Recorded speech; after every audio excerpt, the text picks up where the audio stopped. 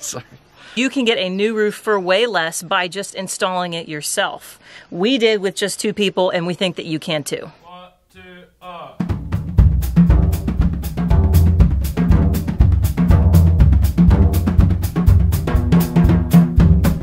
Hey y'all, welcome to our channel. We are documenting how our family is building our house, and we're so close to being dried in. Just got the roof on. You may be wondering, that is a huge roof. How did we do it just us 2? All right, check out the video. Look how really creative. Some of these panels were 25 feet, but they up. So before the metal comes prep work. We already have some videos about how we did our rafters and our decking, but before metal, you still need underlayment.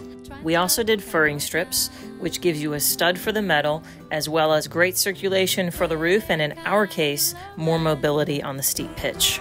We worked with a great local metal company who figured out our metal sheet sizes based off our original blueprints and updated measurements, because we aren't perfect, but these lengths really needed to be. First up, we had to do some trim work. The valleys and eaves come first, which we secured with roofing nails. Now on to the big stuff. Since we had all different sizes and it came in one stack, we separated out all the metal and marked the size on the back, which worked for a while, except that the sun was so strong this week, it faded out on my marks. So, good idea in theory. This morning we're gonna get started trying to do some full sheets. We generally have a system where we have a plan, but we basically just jump into it and kind of see how it works. We don't plan it out too long, because a lot of times then you get started and your plan doesn't work anyway. Planning is my middle name. He plans a little. We have a base to go by. An outline. We have an outline of a plan. So the general outline for today, and in general with these big sheets, is we're gonna walk them up, get them set up on the roof so that he can get up there and grab them up and I can push them up. So in general, if we have a big, long section, we're just gonna lay them all up there and then try to throw them up and get them up there as quick as we can. We'll see how it goes.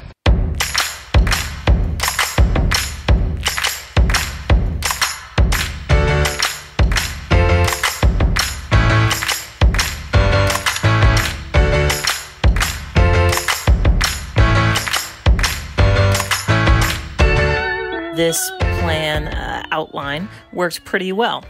So when it came time to pull up a big full sheet, he would pull up, I'd push from the bottom, I'd hold while he made sure it was in the spot and secured. Then I would put the closure and secure the bottom.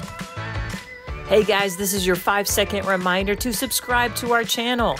We appreciate you following along. Through the whole process, we tried to keep him on the roof as much as possible so he wasn't getting up and down, and I would prep and get things ready from the bottom. And this system worked really great for the full sheets, really great for a 2-person team. It did get a little trickier when we came to the valleys. I think this is day 9 of roofing, metal roofing anyway. That's 2 Saturdays and basically 7 weeknights. The good news is that when you're out here just a couple hours in the evening, you can see a lot of progress. So it's really nice to step back and really be able to see a finished portion. All done and looking good. Lucky for us, this is one of the hottest weeks we've had so far in the summer. Heat indexes up in the hundreds, just high humidity, but we're trying to work through it and figure out how to get it done. All right, here's Ryan before getting on the roof. It's about 95 degrees. Let's do it.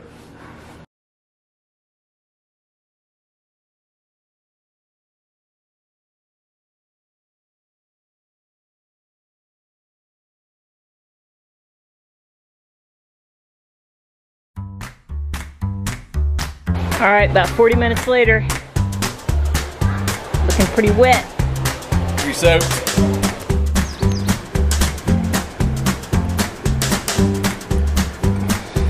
When we got our metal delivered, we had given all the measurements for the different areas. So it was cut to length, but we had all of these valleys that we had to cut. So we had to figure out a way to get an accurate measurement so that we can measure it up there, double check it, and then cut it on the ground. So how we made these 45 cuts is we stretched out the tape measure to the very top of the ridge of the existing panel on the roof, and we stretched it all the way down to where the panel needed to start. Then we took a scrap piece of metal and we put it like it was the new panel. We matched this groove up and we slid it up until it hung over perfectly where that cut needed to end. And then we made a mark. And then we made a measurement from where that mark was down to the first cut mark. What that did would give us a straight edge going over. on that measurement, and we can connect the two lines, and that should give us a precise angle. Now we did that on every single panel, and each one was slightly different, again, because we're not perfect roofers here. So I'm sure there's a much quicker way to formulate these, but that is just how we did it. We were pretty worried about cutting these valleys, but it ended up working great. We had no problems with the measurements. We had one problem where we had to scrap a piece, but it was just because I cut it the wrong direction, not because the measuring system didn't work.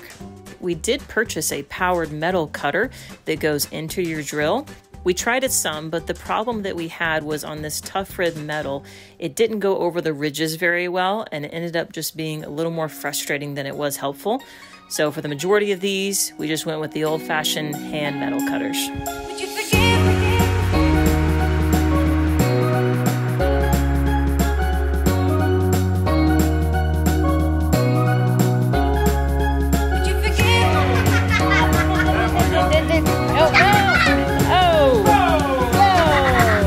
It'll bust if it hits the chair.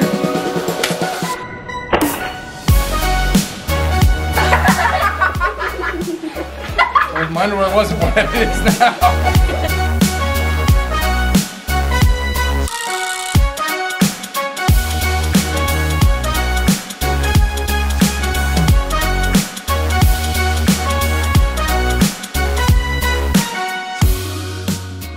All right, so roofing DIY, how did we do, Ryan? It was tough, but we did it. We're done. On to the next thing. Maybe roof in the spring or fall if you have a choice, but you can do it yourself. You can do it with two people. We did it, so. We are thrilled, over the moon about being dried in, almost dried in with the roof. It has been a long time coming. I would say this is a major milestone for us.